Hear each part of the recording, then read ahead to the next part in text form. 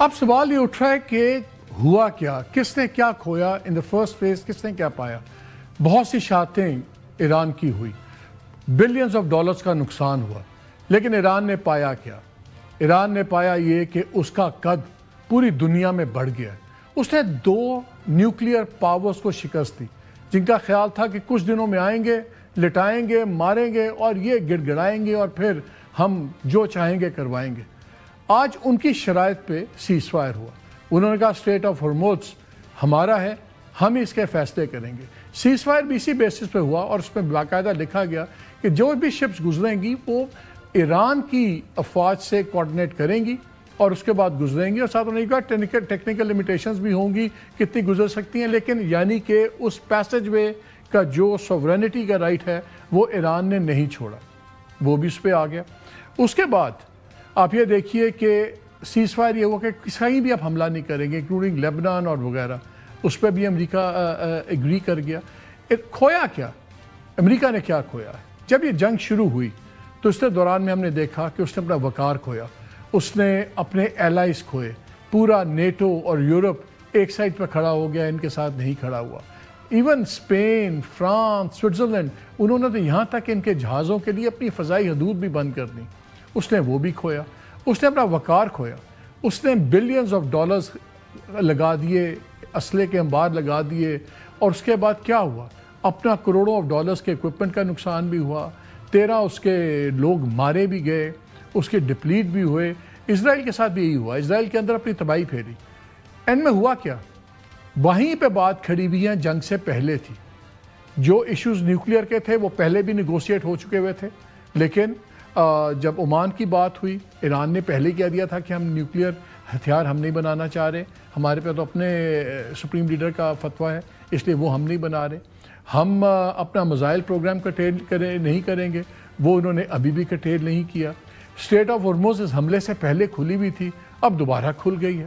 یہ strait of Hormuz cause of war نہیں تھا، کانسیکوینس آف وار تھا، وہ بھی نہیں ہوئی۔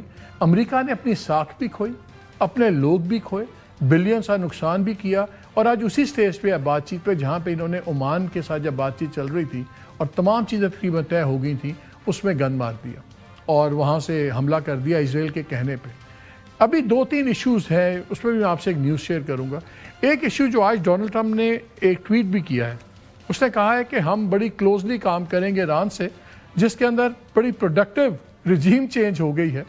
دیر will be no enrichment of uranium, کہ یورینیم کی انرچمنٹ نہیں ہوگی، اور ہم یہ یونائٹڈ اسٹیٹس ایران کے ساتھ مل کے کام کرے گا کہ جو پہلا انرچ یورینیم ہے اس کو نکال لیا جائے اور سب کچھ، اور ہم ٹیرف اور سینکشن ریلیف یہ بھی ساری بات کریں گے۔ یہ خیر ان کا دعویٰ ہے، سب کچھ ہے۔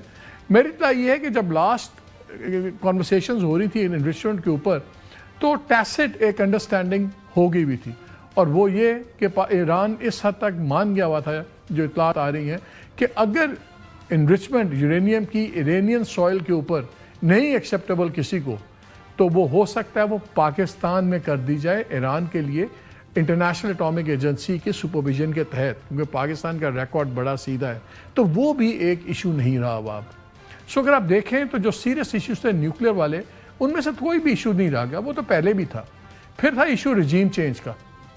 اب وہ جس کو کہتے ہیں کال ان کے رجیم چینج، میں تو اس کو گورنمنٹ چینج کہتا ہوں، وہ کہتے ہیں کیونکہ ہم نے اتنے لوگ مار دیے اب ایک نئی رجیم ہے۔ نہیں، اسی سٹرکچر کے اندر سے ہی نئے لوگ اوپر آئے ہیں۔ انفیکٹ شاید آپ نے زیادہ ماڈریٹ لوگ شہید کر دیے اور آپ کو زیادہ سخت لوگوں سے ڈیل کرنا پڑا ہے، بٹ اینی وے، نہ ان کو رجیم چینج ملی، نہ ان کو ایک سبڈیوڈ ایران ملا، نہ ان کو اسٹریٹ آف ہرمز ملی۔ تو اب سوال اٹھ رہے ہیں امریکہ میں بھی۔ آج ٹرمپ اپنی لوئسٹ پاپولیشن ریٹنگ پہ ہے، 30% کر دیا، اور ہم ایک سرویز کا ایک انالیٹیکل میں رپورٹ دیکھ رہا تھا، جس میں انہوں نے بتایا کہ اگر ملک کا امریکہ کا پریزیڈنٹ اگر 50% اپروول ریٹنگ پہ ہو تو اس کی حکومت تقریباً کوئی 12 سے 14 سیٹیں ہارتی ہے کانگریس کی۔ انہوں نے ڈفرینٹ الیکشنز کی ایوریج نکالی ہے، اور اگر آپ کی 50% سے نیچے ہو تو آپ 28 سے 32 سیٹیں ہارتے ہیں۔ اس وقت ٹرمپ کی ریٹنگ 30% پہ ہے، لوئسٹ ایور۔ جنگ شروع ہونے سے پہلے یہ کوئی 36% پہ تھا، اس سے بھی 30% پہ آ گئی۔ جو اس کا ڈیفنس سیکرٹری آف وار ہے ہیکسٹ، اس کی جو ریٹنگ ہے اس وقت -30% ہے، -30%۔ چوتھائی لوگ امریکہ کے اس جنگ کے خلاف ہیں. اکانومی کے معاملوں میں ریٹنگ 27% کے اوپر ہے. اور اب جب جنگ اب سیز فائر ہوا ہے تو لوگ پوچھیں گے 14 لوگ کیوں مرے, بلینز کا اسلحہ کیوں داغا گیا, آپ نے لیا کیا؟ کیونکہ آپ اسرائیل کی وار لڑے تھے. بٹ اب آ جاتی ہے بات کہ اب آگے کیا ہوگا. اب آپ کا نیگوسیشنز ہیں, ڈائلاگ ہے فرائیڈے کو انشاءاللہ. اس میں بڑا امپورٹنٹ ہے کہ کون آ رہا ہے. ایران نے پہلے بھی کہا تھا, جس میں نے پہلے بتایا, کہ ہمیں جے ڈی وینس اگر لیڈ کریں, تب جو ان کی پریس سیکرٹری ہیں کیرولائن لیویٹ, انہوں نے اسٹیٹمنٹ دیا کہ صدر کسی کے کہنے پہ نہیں بناتے اپنی نیگوشیٹنگ ٹیم. لیکن آج خبر آ رہی ہے کہ شاید جے ڈی وینس ابھی نہیں آئے. جے ڈی وینس کیوں امپورٹنٹ ہے؟ جے ڈی وینس امریکہ کے لیے ایران وغیرہ کے اینگل سے اس لیے امپورٹنٹ ہے کہ جے ڈی وینس ہمیشہ سے مخالف رہے ہیں جنگ کے, اگرچہ وہ سپورٹ پبلکلی تو کرتے رہے ہیں. ایک کتاب ہے آ رہی, اس کا نام ہے regime change inside the imperial presidency of Donald Trump. اس میں پورا ایک قصہ چلا ہوا ہے کہ کس طرح فیصلے ہوئے, کس طرح انہوں نے بتایا کہ نیتن یاہو نے آ کے ایک پوری پریزنٹیشن کی 11 فروری کو, اور پوری اس نے ٹوپی بنائی آ کے کہ ڈونلڈ ٹرمپ کو کہ ایسے جائیں گے اور یہ سب کچھ ہو جائے گا. اس میں ایک پورا ایک چیپٹر ہے, اس کے اوپر کچھ پیراگرافس ہیں جے ڈی وینس کے اوپر. میں سے وہ آپ سے شیئر کرنا چاہتا ہوں کہ کیوں ان کا امپورٹنٹ ہے. اس میں وہ بتاتے ہیں رپورٹرز دونوں کہ ٹرمپ کے انر سرکل میں جے ڈی وینس سے زیادہ کوئی بھی اس جنگ کا مخالف نہیں تھا, کیونکہ اس نے اپنا پولیٹیکل کریئر بھی اسی بات پہ بنایا تھا کہ جنگیں نہیں ہونی چاہیے, ملٹری ایڈونچرزم نہیں ہونا چاہیے, کیونکہ یہ ایک بہت بڑی ریسورسز کی تباہی ہوتی ہے اور بہت مہنگا یہ کام ہوتا ہے جنگیں لڑنا. وہ کوئی ڈو نہیں تھا, he was not a do. اور کیونکہ جب جنوری میں آپ کو یاد ہے ڈونلڈ ٹرمپ نے کہا تھا کہ ہم ایکشن لیں گے جب ایران میں بہت لوگ مارے گئے anti state anti government demonstration میں, تو جے ڈی وینس نے کو کہا تھا کہ آپ ٹارگیٹڈ ایکشن لیں, کوئی میزائل بالکل ماریں. ایسی بات نہیں کہ وہ کوئی بالکل کوئی فرشتہ یا وہ کبوتر والی سوچ تھی, بٹ وہ میسو آل آؤٹ وار پہ نہیں ہے. پھر وہ کتاب میں لکھتے ہیں کہ جے ڈی وینس جب یہ ان کا خیال تھا کہ جو چینج ہوا, رجیم چینج کا جو پلان بنا رہے ہیں ڈونلڈ ٹرمپ اور نیتن یاہو, یہ ایک ڈیزاسٹر ہوگا. اس کی پریفرنس تھی کہ آپ کوئی اسٹرائک نہ کریں. بٹ اس نے یہ مشورہ بھی دیا کہ اگر جب اس کو یہ نظر آ گیا کہ ڈونلڈ ٹرمپ تلے ہوئے ہیں جنگ کرنے پہ, تو پھر اس نے کہا اگر جنگ کرنی ہے تو پھر بھرپور طریقے سے بہت میسو فورس کے ساتھ کریں تاکہ بڑی جلدی یہ ختم ہو جائے, جیسے نیتن یاہو کہتا تھا. ہر جگہ پہ وہ غلطی ہوا. پھر اس نے یہ بھی کیا کہ اس نے جب یہ اس وقت وہ لکھتے ہیں کہ جب فیصلے بھی ہوئے اس نے کنسرنز بھی ریز کیا ایز وائس پریزیڈنٹ. اس نے یہ بھی ڈونلڈ ٹرمپ کو بتایا کہ جو ہمارے اسلحے کی سٹاکس کی سچویشن ہے, اگر ایسی جنگ ہوئی تو بڑی جلدی یہ ڈپلیٹ ہوگی. اور یہ جنرل کین جو ان کے chairman of joint chief of staff ہیں, انہوں نے بھی اس کتاب کے مطابق اپنے پریزیڈنٹ کو بتایا تھا کہ یہ نہیں ہوگا.